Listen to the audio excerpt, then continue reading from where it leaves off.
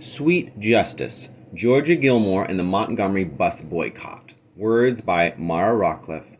Pictures by Caldecott Honor winner R. Gregory Christie.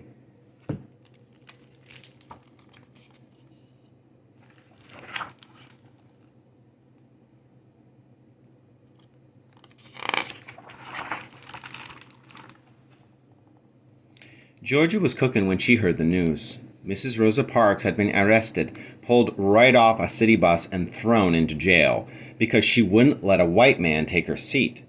That was no surprise to Georgia. She had lived her whole life here in Montgomery, Alabama, and she knew there was no justice under segregation.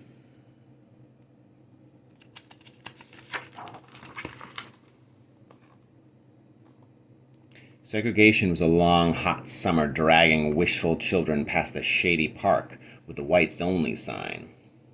It was the pale pink hands of a waitress serving white businessmen their lunch, as if it wasn't Georgia in the kitchen cooking up Montgomery's best meatloaf and her famous sweet potato pie.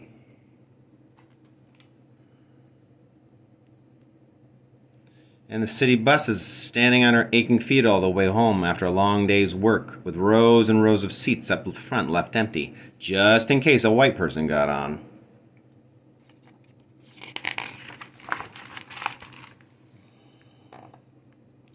But Georgia didn't ride the buses anymore, not since the day that driver shouted at her to get off the bus and go to the back door after she'd already paid her 10-cent fare. But before she could get on again, he slammed the doors shut and drove off.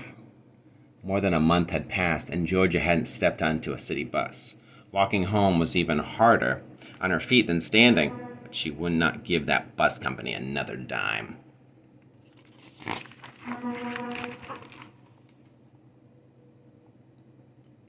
Come Monday, though, she wouldn't have to walk alone. To protest the arrest of Mrs. Parks, the radio was urging everyone to stay off city buses for one day, December 5th, 1955, a boycott. Something was cooking in Montgomery, and not just Georgia's black-eyed peas. Monday morning turned up cold and gray, fixing to rain, a hard day to ask folks to walk. But as the empty buses started rolling by, Georgia could see that it would be a fine day after all, a very fine, cold, rainy day indeed.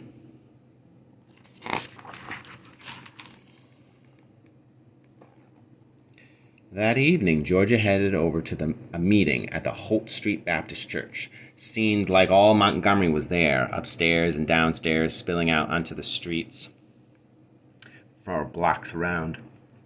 Mrs. Parks herself could barely manage to squeeze through the crowd.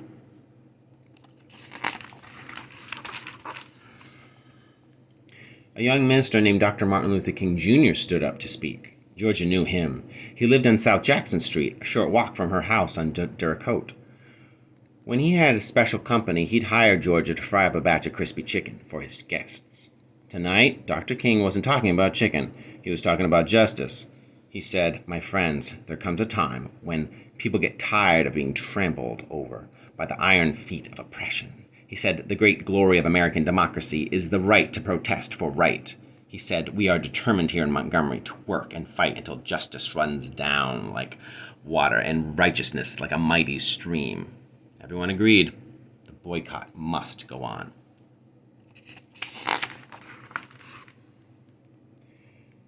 Walking with others now, walking to make a change, Georgia hardly felt her tired feet.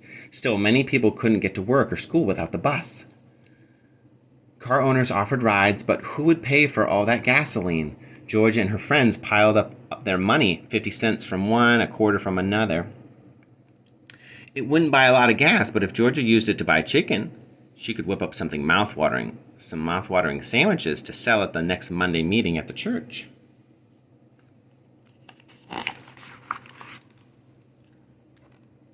It turned out that Dr. King was not the only one who couldn't resist Georgia's crispy chicken. As fast as Georgia's basket emptied out, the collection plate filled up. Sandwiches were just the start. Georgia moved on to dinners and then cakes and pies.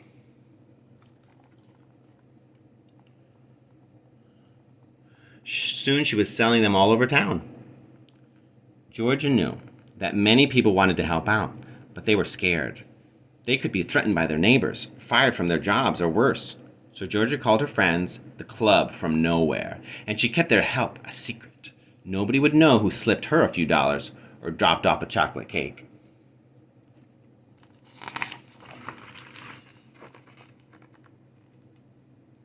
Monday evenings at the church, grim-faced policemen sat up front taking down names. Georgia didn't pay them any mind.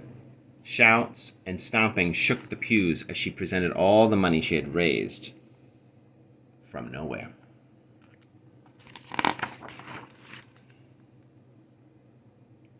The empty buses made city officials hotter than Georgia's collard greens with pepper sauce.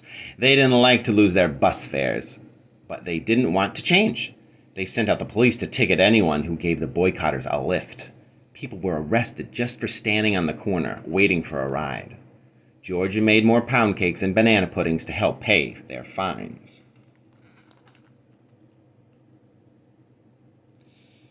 Then in February, they arrested Dr. King. It was against the law, they said, to organize a boycott that had no just cause. No just cause?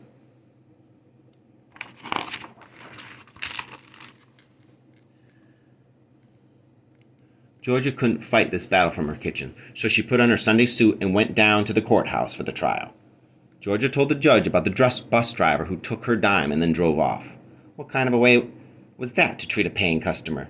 Bus riders might look different, Georgia pointed out, but everyone's money was the same.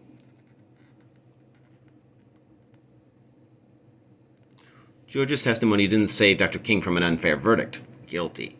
But the journalists who packed the courtroom took her words and other details of the trial to the world. Suddenly, everyone was talking about the struggle for justice in Montgomery.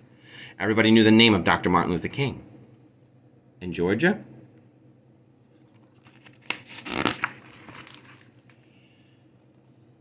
After she was quoted in the papers, she was fired from her job.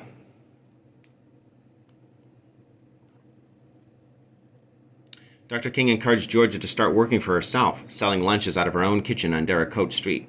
He even gave her money to buy pots and pans.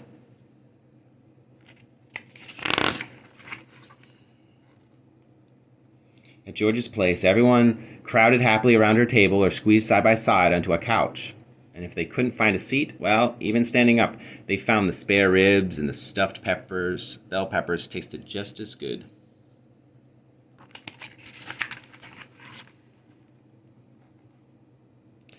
Georgia's wasn't just a place for eating, though. It was a place to meet and talk and plan. Spring had come, but still city officials wouldn't budge. Fortified by Georgia's sweet potato pie, the boycotters were determined to stay off the bus. Summer heating up, frying the sidewalks like a pork chop sizzling in one of Georgia's pans. The boycotters trudged on.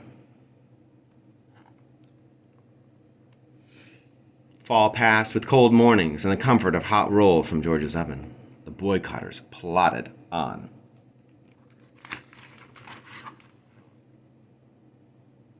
Georgia was cooking when she heard the news. The Supreme Court of the United States had ruled that segregated buses were unconstitutional. On December 20th, 1956, Montgomery was ordered to desegregate its buses. From now on, all riders could sit anywhere they liked. After more than a year, the boycotters had won. Now, some folks in Montgomery said they had never tasted anything like Georgia's chicken. Some declared there could be nothing more delicious than her pie. But that night, they tasted justice. And nothing else Georgia cooked up would ever taste so sweet.